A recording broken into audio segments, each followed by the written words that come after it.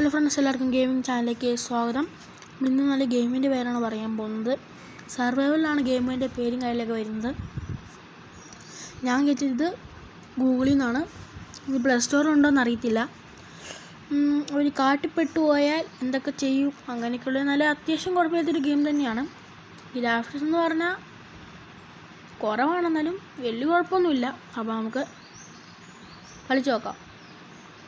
നമ്മൾ ഡേ ഉണ്ടാവും. മൺഡേയിൽ 23-ാം ദിവസമാണ്.